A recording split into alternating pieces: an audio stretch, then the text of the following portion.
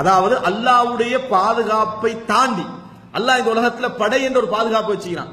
அந்த பாதுகாப்பை தாண்டி தான் செய்ய முடியும். அந்த பாதுகாப்பை பொறுத்த வரைக்கும் எங்க கையில தான் அல்லாஹ் தந்திக்கிறான். உதாரணமா, யார் ஆயத்துல் குர்சி ஓதிவிட்டு தூங்குகிறாரோ, லா யஸாலு மினல்லாஹி ஹாஃபித் ஹத்தா யுஸ்பிஹ், அவர் ஃபஜ்ரை அடைகின்ற வரைக்கும் அல்லாஹ்விடம் இருந்து அவருக்கு ஒரு பாதுகாவலன் என்ன செய்யப்படுவான், நியமிக்கப்படுவான் என்பது ஹதீஸ். என்னத்துக்கு பாதுகாப்பு? இதுவரைக்கும் ஓதிட்டு படுத்த வீட்டுல திருடம் வராம இருக்கிறானா? வந்துதான் இருக்கிறான். அப்ப மலக்கு அதை பாதுகாக்க மாட்டான். எது திருடம் வாரத்தை வந்து என்னது, திருடம் வந்து எலும்பு அப்படின்னு அந்த பாதுகாப்பு அது சொல்லப்படல. அது ஓண்ட சேஃப்டியில உள்ளது, அது ஓண்ட பகுதியில் உள்ளது. பாதுகாப்பு என்று வரக்கூடிய எல்லா செய்திகளையும் புரிந்து கொள்ள வேண்டும். உங்களுக்கு போக முடியாத விஷயம், உங்களுக்கு போக முடியாத விஷயம் இல்லை என்றால் ரசூலுல்லாஹி ஸல்லல்லாஹு அலைஹி வஸல்லம் இதிலிருந்து பாதுகாப்பு என்ன செய்வார்கள், குறித்து சொல்லுவாங்க. நீங்க இதை செஞ்சீங்கன்னா உங்களுக்கு இதிலிருந்து பாதுகாப்பு என்ன செய்யும், கிடைக்கும். ரசூல் ஸல்லல்லாஹு அலைஹி வஸல்லம் துஆக்கள் எல்லாம் என்ன செய்வாங்க, ஹிர்ஸும் மினஷ் ஷைத்தான், ஷைத்தானில் வந்து உங்களுக்கு என்ன செய்யும், பாதுகாப்பு கிடைக்கும் என்று சொல்லுவாங்க. இந்த மாதிரி இருந்தால் ஷைத்தான் உங்களை நெருங்க முடியாது. ஷைத்தான் உங்கள் எந்த பாதிப்பையும் என்ன செய்ய முடியாது. அவர் வருவாரு, ஆனா அவருக்கு வர முடியாது. காரணம் யார் இருக்கிறாரு, மலக்கு இருக்கிறாரு. மலக்கு உங்களுக்கு தான் விளங்க மாட்டார். இப்போ உதாரணமா பத்ர் யுத்தம் ஹதீஸ்ல பாக்குறோம் நாங்க. பத்ர் யுத்தத்துல ஷைத்தான் நேரடியாக என்ன செஞ்சான், ஆஜராகினான். இப்லீஸ் ஃபுல் ஹெல்ப்புக்கு, அதாவது காவிர்களுக்கு உதவி செய்யணும் என்பதற்காக ஷைத்தான் ஆஜராகிறான். ஆனா அவன் வந்து கொஞ்ச நேரத்தில் என்ன செஞ்சிட்டான், பின்வாங்கிட்டான். பின்வாங்கின உடனேயே மனித ரூபத்துல நம்ம ஷைத்தான் ஆஜரான மனித ரூபத்துல ஆஜராகும். நீங்க பின்னுக்காக அல்லாஹ் சொன்ன பிறகு ஷைத்தானுக்கு தெரியும். நீங்க பின்வாங்கினது ஏன் அப்படின்னு கேட்ட நேரத்தில் அவன் என்ன சொன்னா தெரியுமா, இன்னி அரா மாலா தரவுன், உங்களுக்கு விளங்காதெல்லாம் எனக்கு விளங்குதுன்னா.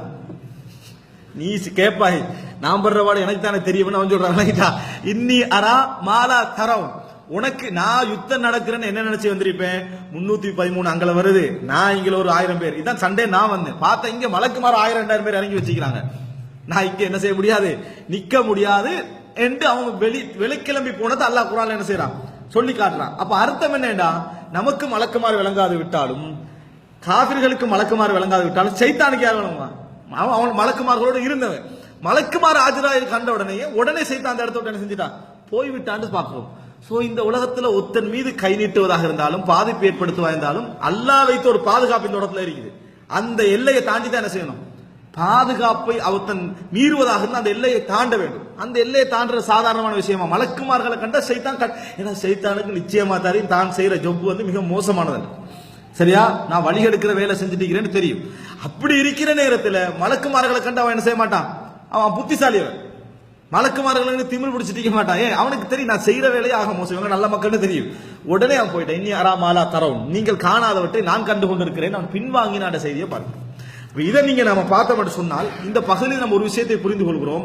இந்த உலகத்தில் அல்லாஹ் தஆலா பாதுகாப்பு வைத்திருக்கிறான். காலையில மலக்குமார்கள் இறங்கி வராங்க, அதே போல அவங்க எப்போ திரும்பி போறாங்க, அசருக்கு திரும்பி போறாங்க. அந்த நேரத்தில் அசருடைய மலக்குமார்கள் இறங்கி வராங்க, அவங்க திரும்பி. ரசூலுல்லாஹ் சொன்னாங்க, அல்லாஹ்வுக்கு என்ன சில இந்த பூமியில் அலைந்து தெரியக்கூடிய மலக்குமார்கள் என்ன செய்கிறார்கள், நிறைய இருக்கிறார்கள் அப்படின்னு. அதே போல மலைக்கு பொறுப்பான மலக்காக எங்களுக்கு சொல்லப்படுற எந்த மலக்கு, இஸ்ராஃபீல். இவைகள் எல்லாம் நம்ம பார்க்கிற நேரத்தில் நம்ம என்ன புரிந்து கொள்ள வேண்டும் சொன்னால், இந்த உலகத்தில் கடுமையான ஒரு பாதுகாப்பு என்ன செய்து சொல்லப்பட்டிருக்கிறது, கடுமையான ஒரு பாதுகாப்பு சொல்லப்பட்டிருக்கிறது அப்படின்றது நம்ம செய்யப்பட்டிருக்கிறது புரிந்து கொள்ள வேண்டும். இப்ப பல இடங்களில் மலக்குமார்களுடைய உதவி, மலக்குமார்களுடைய பாதுகாப்பு, மலக்குமார்கள் அரணாக இருக்கக்கூடிய அந்த நிலை இதெல்லாம் இருக்கு. இப்ப இவைகள் நம்ம சொல்லிட்டோம். உதாரணமா ரசூலுல்லாஹ் சொன்னாங்க, பிஸ்மில்லா சொல்லி கதவு மூடுங்க, பிஸ்மில்லா சொல்லி கதவு மூடுங்க. ஃபைன்ன ஷைத்தான லா யஃப்தஹு பாபன் துக்கிர இஸ்முல்லாஹு அலைஹி, அல்லாஹ்வுடைய பேர் சொல்லப்பட்ட எந்த கதவையும் ஷைத்தான் என்ன செய்ய மாட்டான், திறக்க மாட்டான். இப்ப நீங்க லொக் போடலன்னு வைங்களேன், ஷைத்தான் திறப்பானா திறக்க மாட்டானா? பிஸ்மில்லா நீங்க சொல்றீங்க, ஆனா லொக் போடல, திறப்பான திறக்க மாட்டான்னு விளங்கணும்.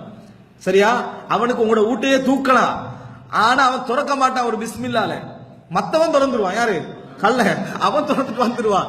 இதை புரிஞ்சுக்கணும். ஷைத்தான் திறக்க மாட்டான், அதுக்காண்டி அவன் ஸ்ட்ராங் அர்த்தமா, இவன் பலகீனம் அல்ல, இவன் மான எல்லை வரைக்கும் போகக்கூடிய ஆற்றல் உள்ளவன். ஆனா ஒரு பிஸ்மில்லா அவன கதவை என்ன செய்யாது, துறக்க வைக்காது. துறக்க இயலாதுன்றல்ல, வரமாட்டான் அந்த இடத்துக்கு.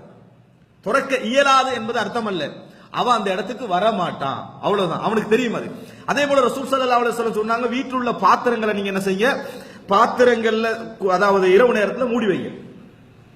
இப்ப நம்ம என்ன செய்வோம், மூடுறதுக்கு ஒண்ணும் இல்லையா, சரி மூடுறதுக்கு ஒண்ணும் இல்ல, தவக்கல் முடிஞ்சாச்சுன்னு போயிடும். அப்படி இல்ல, ரசூலுல்லாஹ் சொன்னாங்க அதுக்கு மேல ஒரு குச்சியத்தான் உங்களுக்கு வச்சு மூடலுமாக இருந்தாலும் அதை வச்சுட்டு போங்கன்னாங்க.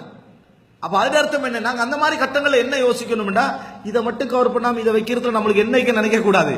இது யாருக்கு எதிரான போராட்டம், இது ஷைத்தானுக்கு எதிரான போராட்டம் என்பதை புரிந்து கொள்ள வேண்டும். ரசூலுல்லாஹ் சொன்னாங்க ஒவ்வொரு வருடம் இந்த உலகத்துக்கு ஒரு நோய் இறங்குதுன்னா, ஒவ்வொரு வருடம் ஒரு நோய் இந்த உலகத்துக்கு இறங்குறது, திறந்திருந்த எந்த பாத்திரத்திலும் அது இறங்கி விடும். ரசூலுல்லாஹ் ஸல்லல்லாஹு அலைஹி வஸல்லம் நோய் இறங்குதல் என்ற வார்த்தை விஞ்ஞான பூர்வமான ஒரு வார்த்தை என்பதை நம்ம புரிஞ்சுக்கலாம் இல்லையா.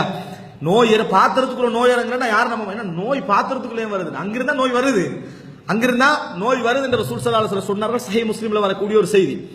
இந்த செய்தி அதே போல ரசூலுல்லாஹ் வீட்டுல இருந்து கண்டிக்கிறாங்க. வீட்டுல இருந்து கண்டிக்கிற டைம்ல நம்ம எலிக்கு பயப்பட்டிருக்கோமா எங்கேயாவது? எலிக்கு நம்ம பயப்பட்டது கிடையாது. அதுக்கு அந்த எலி என்ன செய்யும்னு ரசூலுல்லாஹ் சொல்றாங்க. விளங்கிட்டா, எலி வார நேரத்துல ஒரு முறை ஒரு விளக்கு எரிஞ்சு கண்டிக்கிற நேரம், வீட்டுல அந்த டைம்ல மத்த விளக்கு தான் இருக்கும், இந்த மண்ணெண்ணெய் விளக்கு அல்லது ஜெய்தூன் விளக்கு. இந்த விளக்கு இருந்திருக்கக்கூடிய மண்ணெண்ணெய் விளக்கு இல்ல, ஜெய்தூன் விளக்கு. சரியா, ஜெய்தூன் விளக்கு இருக்கிற அந்த நேரத்துல அதாவது இந்த எலி வருது. எலி வந்த அந்த நேரம் ரசூலுல்லாஹி ஸல்லல்லாஹு அலைஹி வஸல்லம் அந்த எலி என்ன செய்யுதுன்னா, திரிய அந்த விளக்கிட திரிய அப்படி நீக்குது, நீக்கி இழுக்குது. அதை ஹப்ஸா ரலியல்லாஹு சௌதா ரலியல்லாஹு வீட்டுல இருக்கிறாங்க, அவங்க அதை அணைக்கிறதுக்கு ஓடுறாங்க. ரசூலுல்லாஹ் சொன்னாங்க ஒன்னும் செய்ய வேணாம், அப்படி நில்லுங்க. அது என்ன செய்யுதுன்னா, இழுத்துட்டு போய், சரியா, இழுத்துட்டு போய் அப்படியே எங்க எரியுமோ அந்த இடத்துல செஞ்சிருது, அதை போட்டுருது. அந்த பக்கம் அந்த அந்த நிலத்துல அந்த துணி பக்கியம் எரியுது. ரசூல் ஸல்லல்லாஹு அலைஹி வஸல்லம் வந்து அதை அணைச்சு விட்றாங்க. அணைச்சிட்டு சொன்னாங்க, எலி இந்த வேலை தான் செய்யும், எலி இந்த வேலை செய்யும், அதனால இரவுல தூங்குற நேரத்தில் விளக்குகளை என்ன செய்யுங்க, அணைத்து விட்டு தூங்குங்கள் அப்படின்னு ரசூலுல்லாஹி ஸல்லல்லாஹு அலைஹி வஸல்லம் சொன்னாங்கன்னு பாக்குறோம். புதுசா ஒரு வீடியோ கிளிப் வந்தது, உண்மை தன்மையெல்லாம் தெரியாது, சரியா பொய்யா கூட என்ன செய்யலாம், அது இருக்கலாம். இந்த எலிக்கு எரிக்க விட்டு அந்த எலி ஊடே பத்திர மாதிரி ஒரு வீடியோ போட்டிருந்தா, ரெண்டுக்கு சம்பந்தம் இருக்கான்னு தெரியாது, சரியா, ஆனா ஒரு கிளிப் வந்திருந்தது. அப்ப எலி வந்து ஒன்றை புரிந்து கொள்ளணும், நெருப்புக்கு அது விரோதி, ஆனா நெருப்பை வச்சு அதை என்ன செய்யும் தெரியுமா, எங்களை பாதிக்க வைக்கக்கூடிய வேலை செய்யும். இது அதபுல் முஃப்ரத்ல வரக்கூடிய செய்தி. இமாம் புகாரியுடைய அதபுல் முஃப்ரத் நூல், சஹீஹுல் புகாரி அல்ல, அதபுல் முஃப்ரத் என்ற நூல்ல வரக்கூடிய சஹீஹான செய்தி. அப்ப ரசூலுல்லாஹ் அதை சொல்றாங்க, ஷைத்தான் இது போன்ற வேலைகளை இதற்கு ஏவி உங்கள் வீடுகளை எரிப்பான் ரசூல் ஸல்லல்லாஹு அலைஹி வஸல்லம் அவர்கள் சொன்னார்கள். நம்ம என்ன செய்யறோம் பார்க்கிறோம்.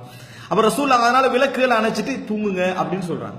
அதுக்காக லைட் அணைக்கணுமா, லைட் அணைக்கிறது ரசூலுல்லாஹ் காரணம் சொல்லிக்கிறாங்க.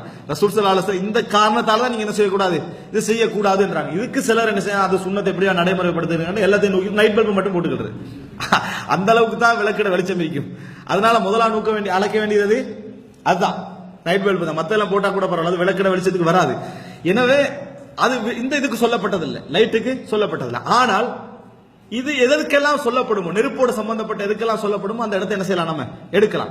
இது சொல்ல வந்து எதுக்கு என்று சொன்னால், ஷைத்தான் சிலரை தூண்டுகிறான். உதாரணமா ஹதீஸ்ல ஃபுவைசிகான சொல் பயன்படுத்தப்பட்டிருக்கு. ஃபுவைசிகான நேரடி அர்த்தம் தீங்கிழைக்க கூடியது, பாவம் செய்யக்கூடிய. எதுக்கு யூஸ் பண்ணப்பட்டிருக்கு, தேளுக்கு யூஸ் பண்ணப்பட்டிருக்கு. ஆரம்ப காலத்துல உங்களுக்கு தெரியும், இந்த விளக்கு இல்லாத அதாவது லைட் இல்லாத காலப்பகுதிகளெல்லாம் சரியா தொழுவுற டைம்ல தான் என்ன செய்யும், ஒரு முசல்லாவுக்கு கீழே ஒரு என்னது ஒரு தேள் வந்துடும். அதாவது நம்ம என்ன சொல்லுவோம், நாங்க நட்டுவுகாலி சொல்லுவோம், அதெல்லாம் கேட்டுக்கணும், நட்டுவுகாலி தானே ரைட்டு. அந்த அதை என்ன செஞ்சிடும், அது வந்த உடனே அவட தொழுகை நல்லா வைக்கும், அவ்வளவுதான். அது அந்த டைமை பார்த்து ஏன் வெளிப்படணும், பாம்பு வெளிப்படும். இதில் வெளிப்பட்டு அவர் இஹ்லாஸா தொலையலுமா, கன்ஃபார்மா தொழ முடியாது, கன்ஃபார்மாக தொழ முடியாது. எந்த அளவுக்கு தொழ முடியாதுன்னா, ஒரு பள்ளியில ஒரு இமாம் குத்பா செஞ்சுட்டு, புதுசா கட்டப்பட்ட பள்ளி, இவர் நல்ல உருக்கமா பயம் போய்கிட்டு இருக்குது, எந்த மக்களும் பயான கேட்கிற மாதிரி இல்ல, இவர் என்னமெல்லாம் சொல்லி பார்க்கிறாரு, பயான கேட்கிற மாதிரி இல்ல. என்னன்னு பார்த்தா அவருக்கு மேல பாம்பு இறங்கிட்டு இருக்குது. அது புதிய பள்ளின்றதுனால ஒரு பாம்பு என்ன செய்யுது, இறங்கிட்டு இருக்குது. திகாரில நடந்த சம்பவம், இறங்கிட்டு இருந்தோடனே அவருக்கு விஷயம் தெரியாது, கீழே உள்ளவங்க எல்லாம் பார்த்து நான் பதறி கண்டிக்கிறாங்க. அப்ப பாம்பு அப்படின்னு சொன்னால இப்ப சபையே, அப்ப அவர் என்ன செய்யறாருன்னு சொன்னா, ஒருத்தர் மட்டும் அந்த வேலையை என்ன செய்யுங்க, 2-3 அதாவது ஒரு குழு மட்டும் அந்த வேலையை பார்த்து பாம்பு என்ன செஞ்சிருங்க, அடிச்சிருங்கன்னு கொத்துபா தொடர்ந்துட்டாரு. இப்ப நான் என்ன சொல்ல வரேன்னா, ஒரு பாம்பு, அது 1000 பேர் கலந்து கொள்ற பள்ளி, அந்த ஜும்மாவே போற அளவுக்கு அவருடைய அச்சம் என்ன செய்யும் இருக்கும். ரசூலுல்லாஹ் சொன்னாங்க, ஷைத்தான் இது போன்றவைகளை ஏவி உங்களுக்கு தீங்கிழைக்க வைப்பான ரசூலுல்லாஹி ஸல்லல்லாஹு அலைஹி வஸல்லம் சொன்னாங்க. அதனை நீங்க ஹரத்துல கண்டாலும் கொள்ளுங்க, ஹரத்துக்கு வெளியே கண்டாலும் கொள்ளுங்க. ஏன்னா ஹரம்ல கொல்லக்கூடாது. ஆனா இவைகளை நீங்க என்ன செய்யுங்க, எங்க கண்டாலும் கொள்ளுங்க ரசூலுல்லாஹி ஸல்லல்லாஹு அலைஹி வஸல்லம் சொன்னாங்கன்னு செய்தியை பார்க்கிறோம். இப்ப இவைகள் என்ன நம்ம புரிந்து கொள்ள வேண்டும் என்றால், அல்லாஹ் தஆலா இங்கே ஷைத்தான் சில விஷயங்களை வச்சுக்கிறான் மனிதனுக்கு எதிராக செயல்படுவதற்கு. அல்லாஹ் ரப்பல் ஆலமீன் இந்த உலகத்துல அவனுக்கு கொடுத்த சந்தர்ப்பம். அந்த அடிப்படையில் எங்களுக்கு பாதுகாப்பு யாரை வச்சுக்கிறான்? மலக்குமார்களை அல்லாஹு தாலா வைத்திருக்கிறான். இன்னும் பல விஷயங்களை அல்லாஹு தாலா வைத்திருக்கிறான். இவைகள் நாங்க துவா கேட்கிற நேரத்தில் எங்களுக்குரிய அந்த பாதுகாப்பு என்ன செஞ்சிடும்? நடந்துடும். ஏன் நல்ல மஜ்லிஸ்கள்ல மலக்குமார்களுடைய ரஹ்மத் சூழ்ந்து கொள்கிறேன்னா சைத்தானுக்கு என்ன செய்ய முடியாது, அந்த இடத்துல வர முடியாததுக்கான காரணம் என்ன அப்படி என்று சொன்னால், அதாவது மலக்குமார்களுடைய அந்த பாதுகாப்பு இருப்பது.